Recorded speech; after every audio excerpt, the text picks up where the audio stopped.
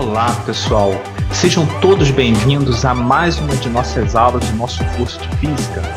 Hoje, o objetivo é iniciarmos o nosso capítulo 7, em que trataremos da dinâmica em trajetórias curvilíneas. Esse assunto ele será tratado em 3 aulas. Hoje, faremos uma introdução em que será tratado somente sobre os movimentos circulares. Posteriormente, trataremos de forma mais aprofundada sobre o assunto, ok? Então vamos lá. O que seria um movimento circular, pessoal? Ou melhor, quais seriam as suas características? Vamos lá. Primeiro, a sua trajetória circular, como o próprio nome diz. O movimento ele sempre se dá em relação a um ponto fixo, ponto esse que nós chamamos de eixo. E o vetor velocidade, ele é sempre tangente à trajetória. E aí gera um fator complicador, porque muitas pessoas têm dificuldade de entender isso. Porque, veja bem, se o movimento ele é curvilíneo, ou seja, circular, como é que pode o vetor velocidade ser reto, ou seja, tangente à trajetória curvilínea? Ou trajetória circular, tanto faz. Pois bem, é importante você analisar que o movimento circular ele só existe porque é uma força voltada para o centro da trajetória, como está aí na figura. Veja que tem um rapaz conectado a um avião de brinquedo através de uma linha. Esse rapaz ele realiza uma força voltada para o centro da trajetória. E graças a essa força que esse pequeno avião consegue descrever esse movimento circular. Ou seja, quer dizer que a partir do momento que cessar essa força, vamos imaginar que ele solte essa corda ou ela venha se romper, esse avião não mais irá descrever uma trajetória circular. Ou seja, ele irá descrever a trajetória que já é própria dele em cada ponto, que é uma trajetória retilínea e tangente à circunferência. Para que você possa compreender melhor isso, vamos ver o seguinte vídeo.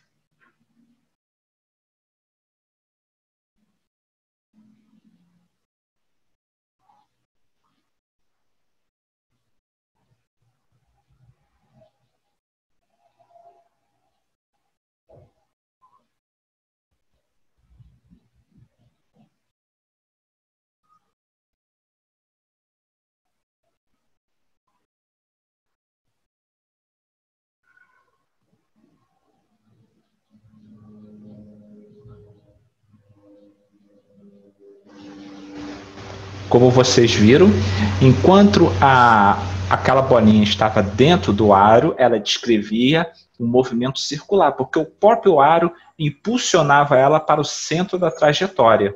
Mas a partir do momento que aquele aro deixou de existir na trajetória da bolinha, ela seguiu o seu movimento natural.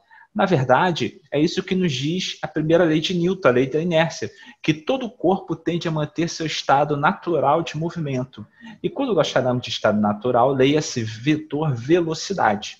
Como o vetor velocidade ele sempre é retilíneo e ele muda de tempos em tempos por causa da força voltada para o centro da trajetória, a partir do momento que essa força deixa de existir, ele segue a sua orientação original, que é uma orientação retilínea e tangente à trajetória.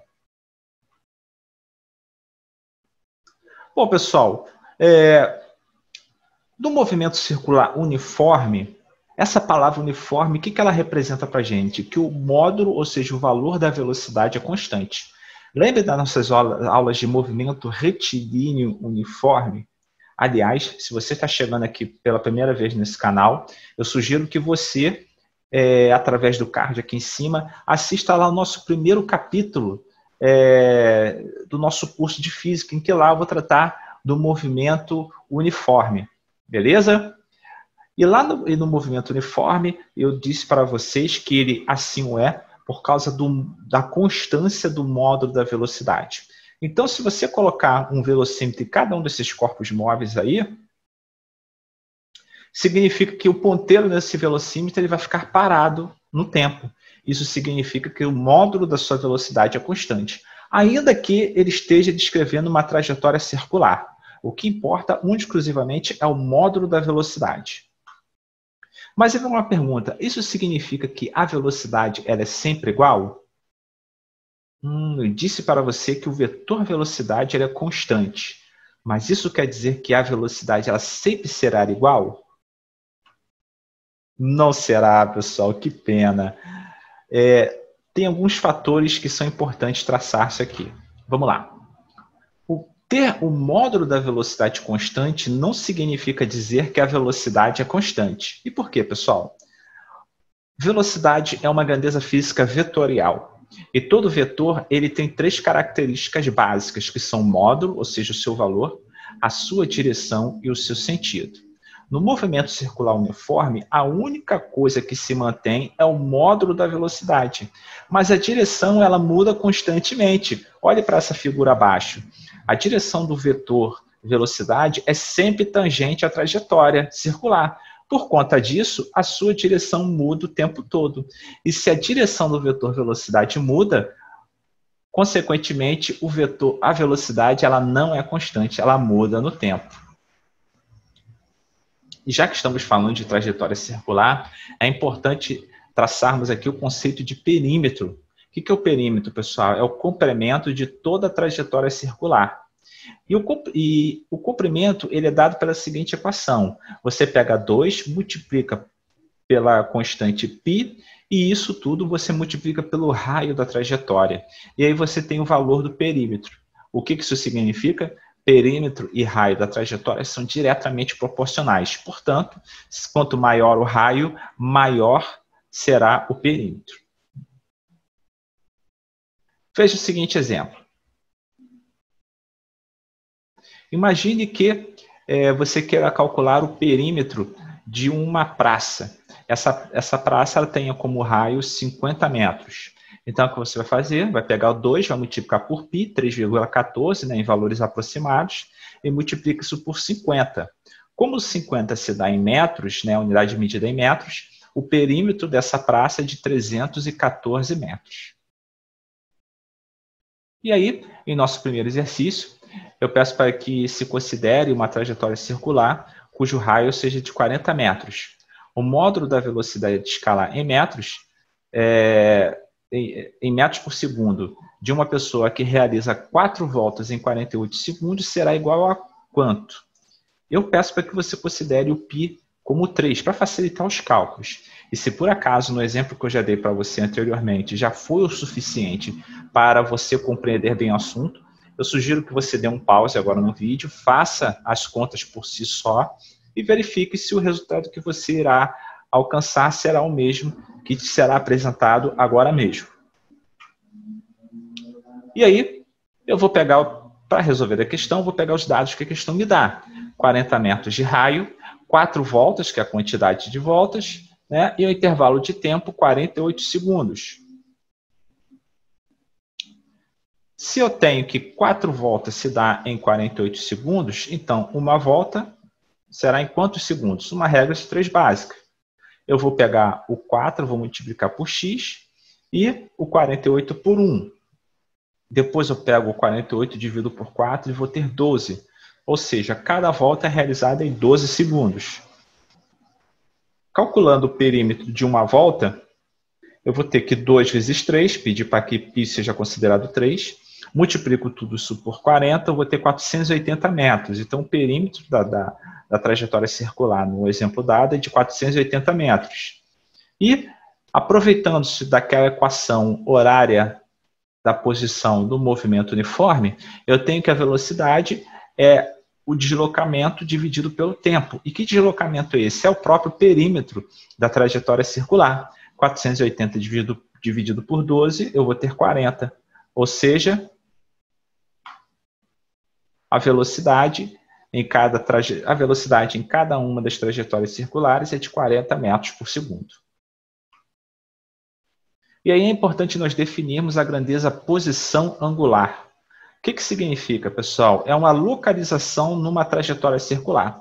Então, você vai considerar esse segmento de reta direito do eixo das abscissas, você vai considerar como ponto de partida, que seria o grau 0, ou 360 da trajetória circular.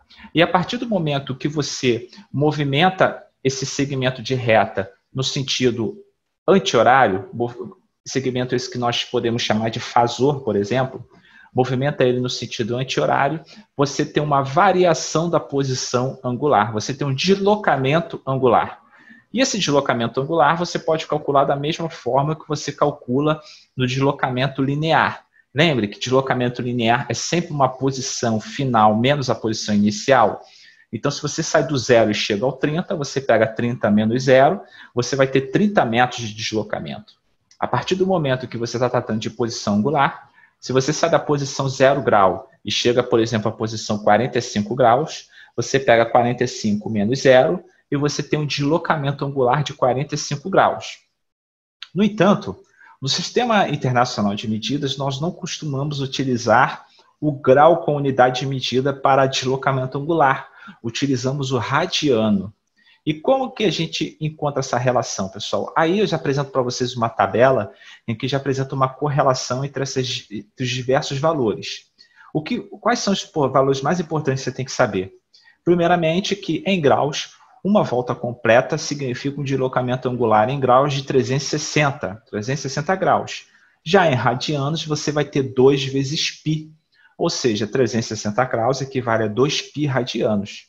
Se você dividir por 2 os dois valores, você vai ter que, para 180 graus de deslocamento angular em graus, você vai ter um deslocamento angular em radianos de π. Ok? Os outros valores você acha facilmente por uma regra de 3, lembrando principalmente que 360 graus equivale a 2π radianos.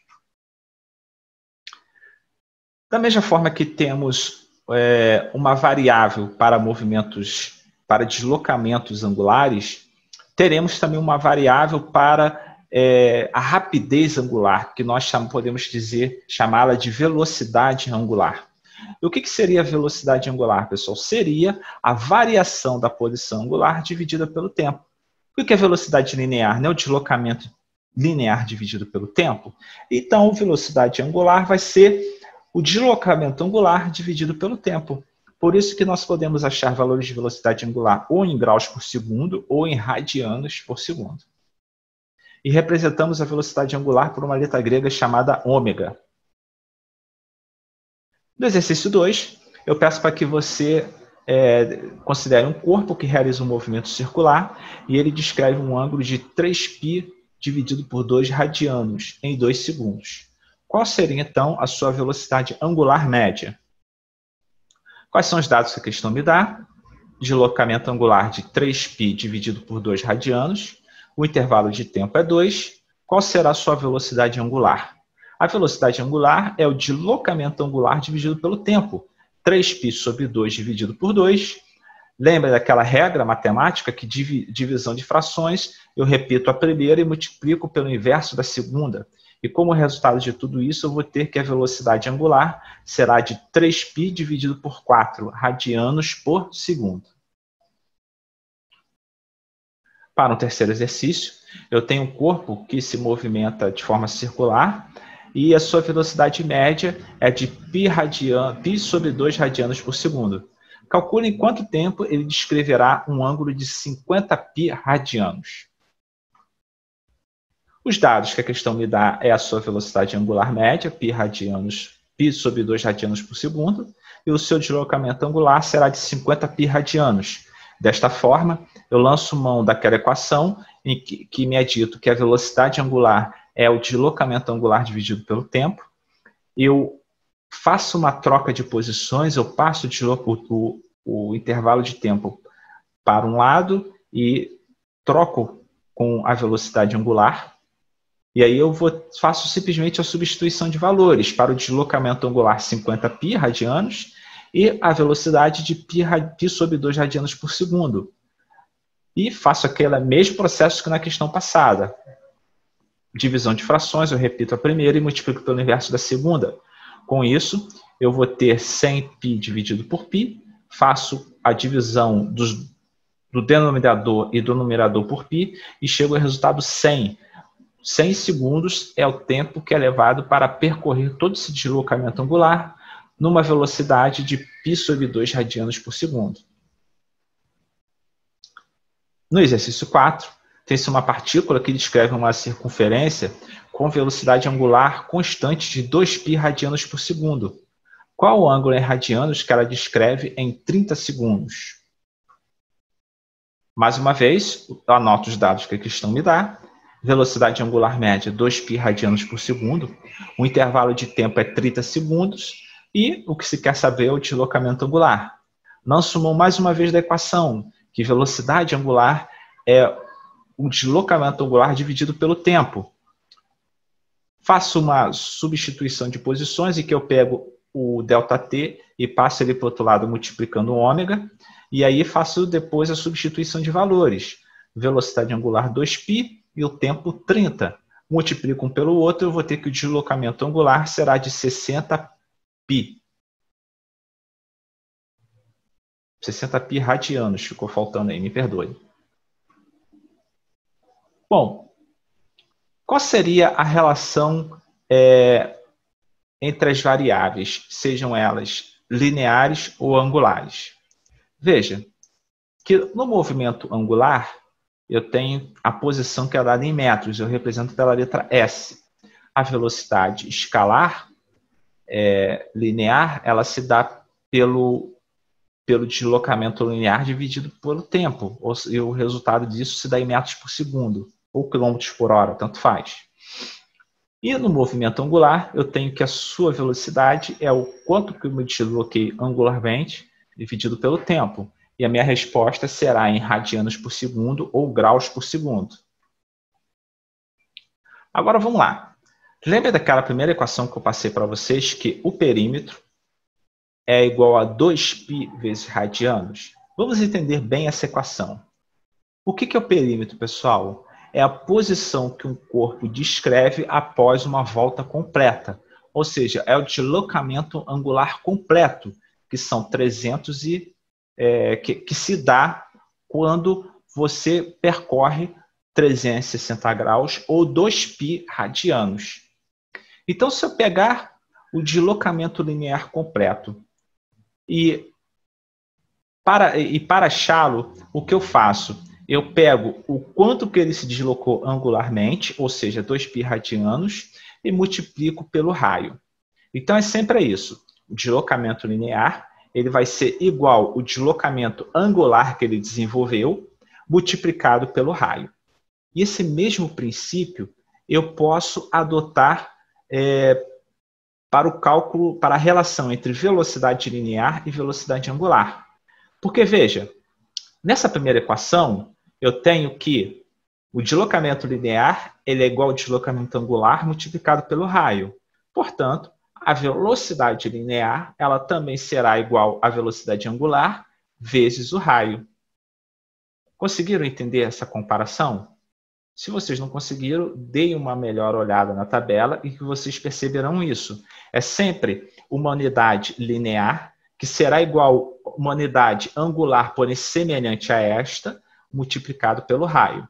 Deslocamento linear é igual ao deslocamento angular vezes o raio. Agora, já que eu quero saber a velocidade linear, eu vou igualá-la não com o deslocamento angular, mas sim com a velocidade angular. E, por fim, eu multiplico pelo raio. No exercício 5, eu tenho um corpo que realiza um movimento circular numa pista de 10 metros de raio. Sabendo que sua velocidade escalar média é de 40 metros por segundo, calcule a sua velocidade angular média.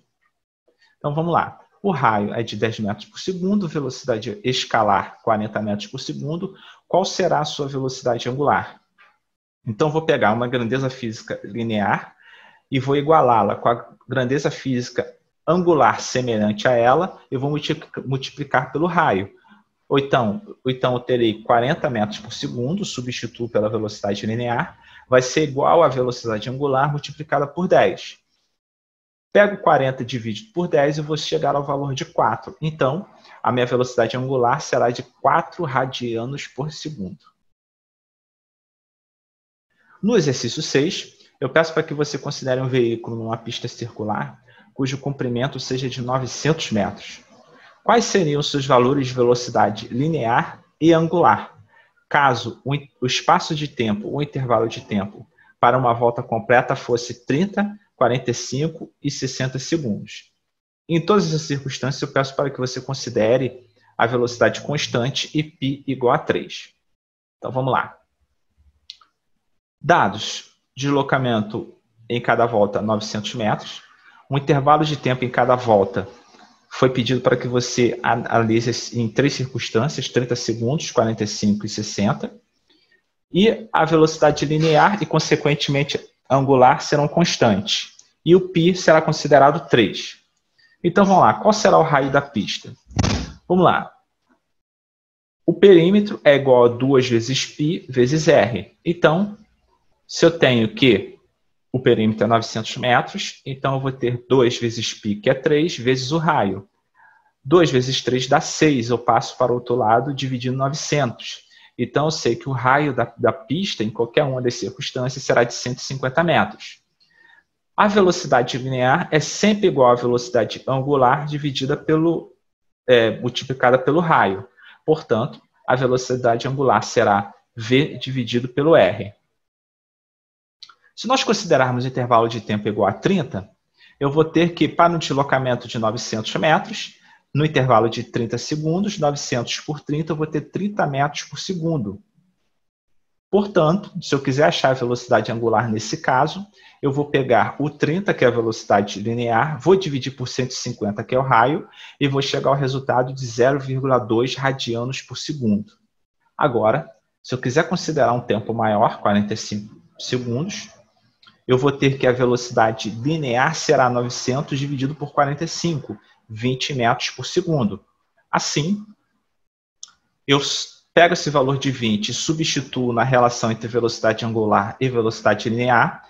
Eu vou ter que a velocidade angular será 20 dividido por 150, que é o raio, e chegarei ao valor de 0,133, uma dízima periódica, radianos por segundo. Por fim, no caso de 60 segundos, eu vou ter que 900 dividido por 60 será 15 metros por segundo de velocidade linear, um menor valor de velocidade, que é o esperado, visto que quanto mais tempo eu levo para descrever um determinado deslocamento, significa que a minha velocidade foi inferior. Apropriando-me desses 15 metros por segundo e lançando na relação entre velocidade angular e velocidade linear, eu vou ter 15 dividido por 150, 0,1, e nesse caso a velocidade angular também será o seu menor valor, 0,1 radianos por segundo. No nosso 7º exercício, eu peço para que você determine a velocidade angular do ponteiro das horas. E aí eu apresento um exemplo para vocês, em que o ponteiro das horas ele descreve esse movimento circular no intervalo de tempo de 12 horas. Cada volta que ele realiza no intervalo de tempo de 12 horas. Ou seja, no dia ele escreve 2 voltas, né? 2 voltas no dia, visto que o dia tem 24 horas. 2 voltas significa 720 graus ou 4 π radianos, né? Na verdade, eu coloquei 2 π radianos. 2 π radianos seria 360 graus, um gafe que eu cometi, peço perdão. Na verdade, serão 720 graus ou 4 π radianos. Considerando-se 720 graus, qual vai ser o seu deslocamento angular, né? Sua velocidade angular? 720 graus dividido por 24 horas será 30 graus por hora. Agora, considerando-se em radianos, eu peço perdão, eu fiz um cálculo errado. Eu peguei 2 π dividido por 24.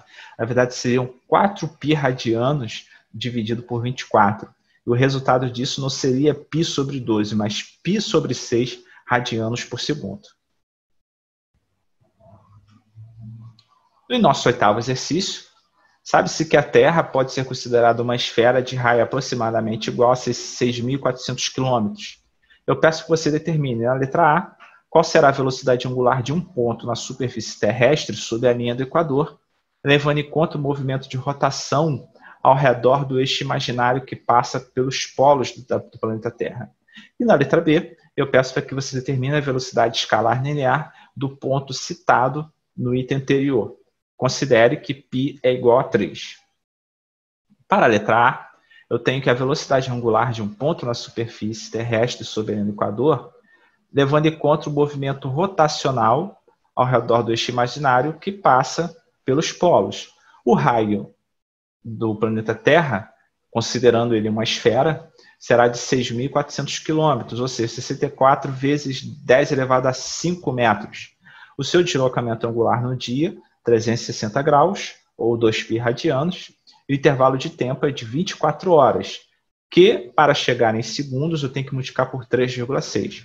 Qual será, então, a velocidade angular de um ponto na superfície terrestre?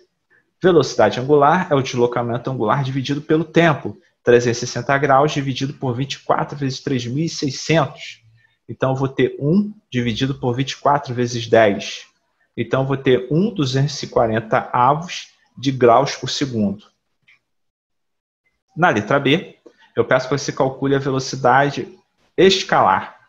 Bom, os dados são os mesmos da questão anterior, acrescentando-se 1/240 avos de graus por segundo. E a velocidade linear ela é sempre igual à velocidade angular vezes o raio. Então, eu pego 1/240 avos, multiplico por 64 vezes 10 elevado a 5 e chego ao resultado de 8/3 vezes 10 elevado a 4 metros por segundo. E por fim, pessoal, nossa aula termina aqui. Eu espero que você tenha gostado, que essa aula tenha contribuído ainda mais no seu próximo aprendizado. No final desse vídeo eu vou deixar disponível aqui uma próxima aula para você assistir, a aula 2 desse nosso capítulo. E no mais, eu desejo para todos vocês bons estudos. Até a próxima!